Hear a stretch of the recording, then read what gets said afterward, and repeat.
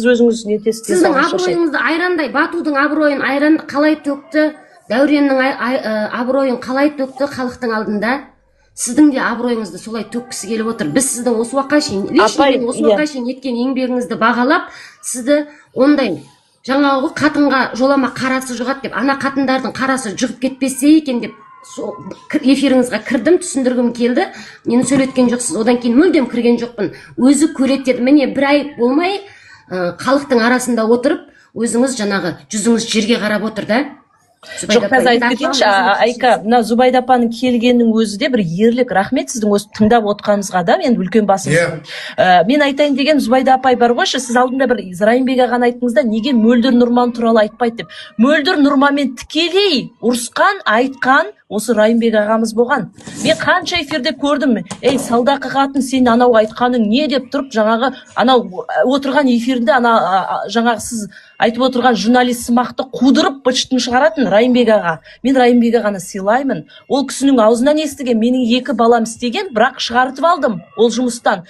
Напақаңды тапсаң да адал жөнмен тап, біреу таксист, біреу малшы деп айтты. Оны мен өз құлағым әр эфирден естідім. Мен ол эфирдің бәрін, ол кісінің кешкені айта бергенде оған да оңғайсыз ғой, кешкенен айта береді сол теманы. Мен естідім, бірнеше эфирден сөйтіп айтқан. Мен ол кісіге сенемін. Ереке Ерболат ағамды өте сыйлаймын, ол кісіге де сенемін. Міне нағыз скромный адамда қанша оқытса да еңбегі ақсаңдап жүріп, ана құл базардан 7000 теңгеге жұмыс істейді. Мен жүрегім ауырады сол кісіні көргенде, шын айтайын.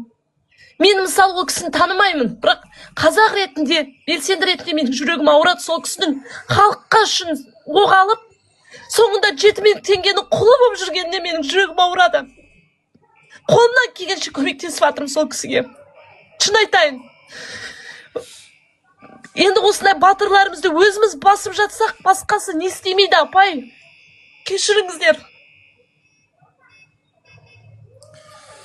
Сол эфирді тоқтатайық енді, болды. Мен точка қойылды өч.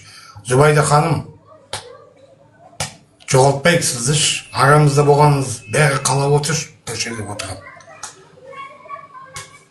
Еңбегіңіз бар, тарих еңбектеріңізді ертең дәлелдейді жастарға.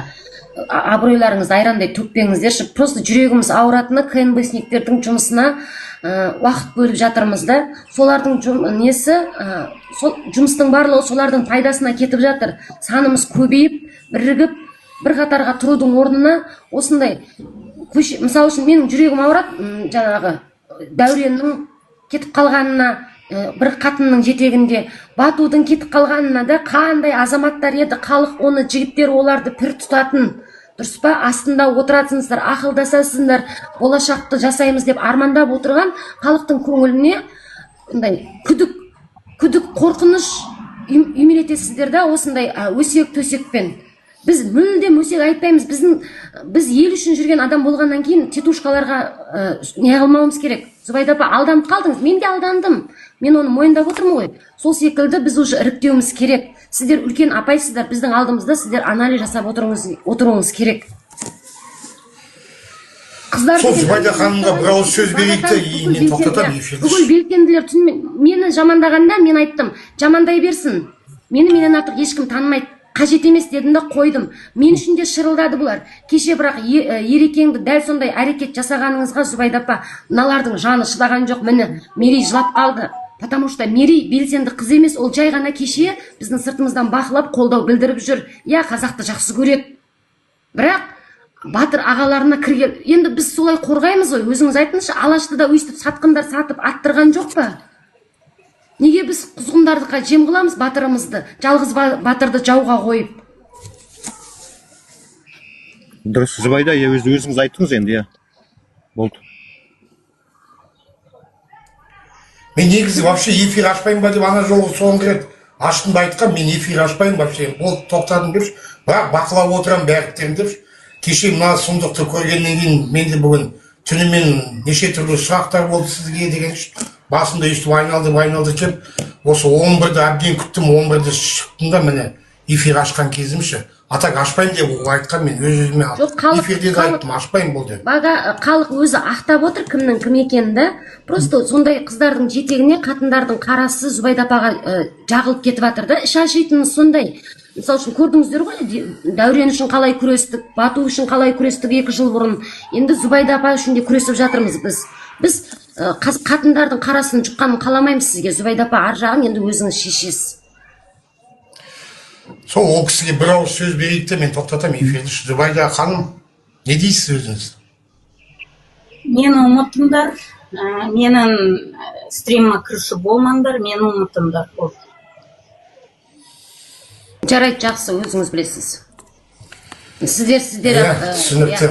әркім өзінің жолын өзі таңдайды, дұрыс па? Ешкім мен біреу үшін өмір сүріп жүрген жоқпын, біреу үшін күресте жүрген жоқпын. Өзім үшін, өзімнің балам үшін, өзімнің жарқын болашағым үшін жүрмін. Без одолжения. Кетем дегенді, не дейді? Зарымыз барда, зорымыз жоқ. Істесеңдер, өздерің үшін істедіңдер. Кетсеңдер, өздерің үшін кетесіңдер. Сіздерде таңымыз атып, қоразымыз, әтешіміз шақырады.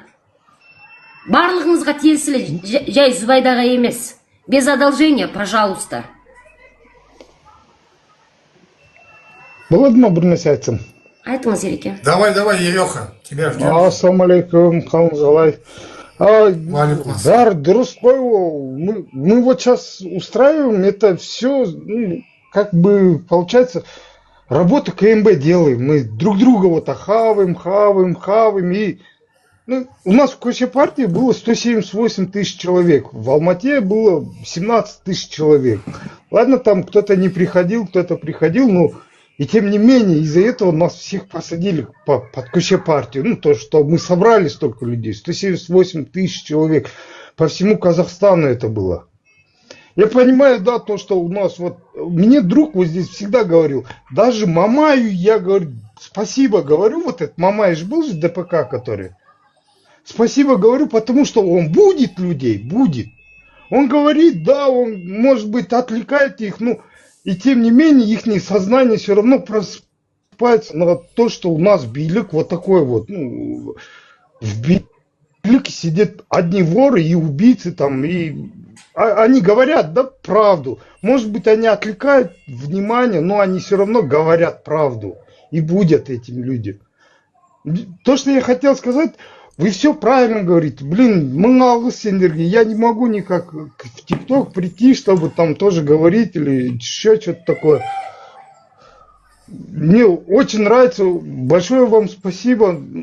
Но вот 169 человек, 179 человек, и здесь есть и, наверное, Алга партия, вот куда я сам лично тоже давал им объявление, то, что я Алга партиец, то, что я за них буду идти, там топить, но и тем не менее я за Тажур, за кто против